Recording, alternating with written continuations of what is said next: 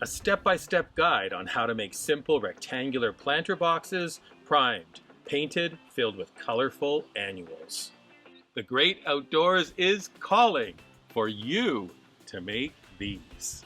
Let's make these easy do-it-yourself planter boxes.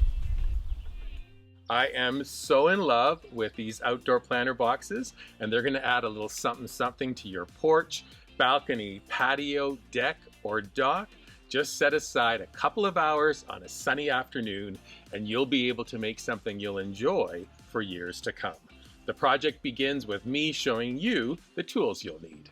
Today, I'm using a miter saw, which allows for quick, efficient precision cuts, but you can also use an electric or battery-powered circular saw. You'll also need a tape measure, a square, a pencil, an electric drill with a drill bit, plus a screwdriver bit that matches the head of the screws. Last few things, paintbrushes, primer, and paint. Let's say you don't have these tools, maybe call a friend and see if you can borrow, or maybe it's time to purchase. As soon as you start your first DIY project, you'll want to do many more. Continuing with this project, did somebody say free plans? I have a few design friends in my life. I sent them my rough sketch and ta-da, check this out. They crafted perfect plans for this project. Head to Weekend at the Cottage to download the plans, and I want to encourage you to share them with friends. We're thinking everyone should be making these planter boxes this summer. Next up, let's talk about the wood we used for the project. We went with an inexpensive option. We're using roof plank. The roof planks are 3/4 inches thick and 7 inches wide, and I'll be cutting down a 10-foot plank into 3 different lengths.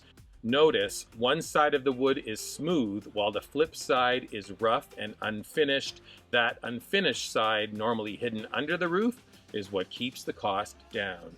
Next, safety glasses, because I'm measuring and cutting that 10-foot plank as follows. You'll need 3 3-foot pieces, measure, mark, draw a straight line with a square, and then cut. 2 of these pieces are for the sides of the planter. The 3rd piece is for the bottom. Next, measure and cut 2 smaller pieces, 5.5 inches long. These fit in at each end of the planter. Last 2 cuts, 2 2-inch pieces. Notice how I'm turning them on their side to trim away 2 inches from the top. These small little squares of wood will be the feet for the planters.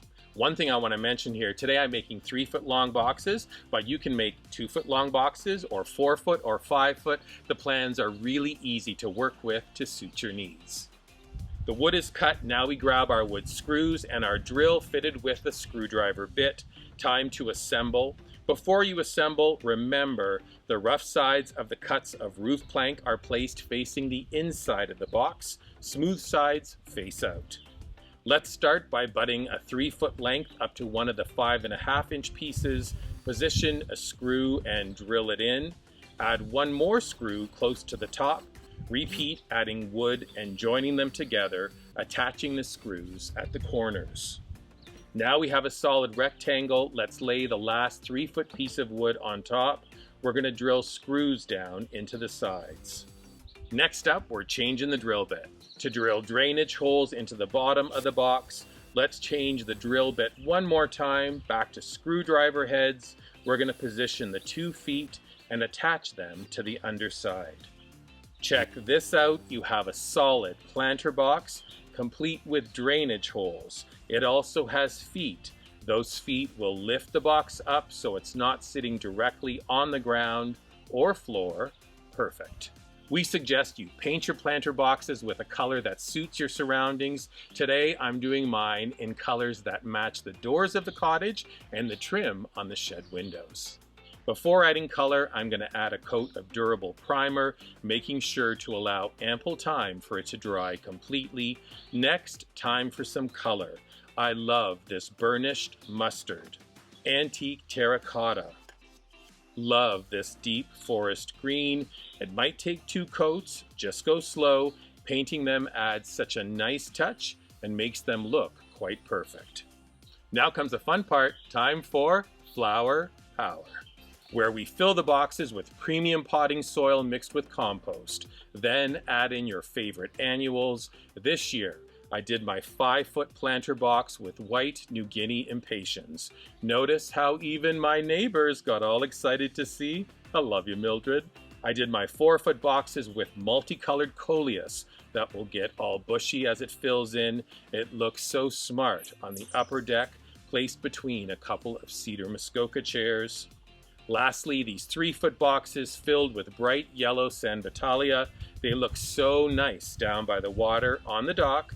I know they'll fill out happily this summer and will act as a nice greeting when neighbors visit on canoes or kayaks, or when weekend guests head back in from a swim. As mentioned, I've listed the full story, including those free plans, up at weekendatthecottage.com. When you're visiting our website, please subscribe to it. Look for this video along with some of our other DIY projects on our dedicated YouTube channel. You can subscribe to our YouTube channel as well. And then finally, when you make something as beautiful as this, take a picture of it and post it using hashtag weekendatthecottage on your favorite socials like Pinterest, the Gram, and Facebook. Easy, do-it-yourself planter boxes, making the great outdoors even greater. Get to it.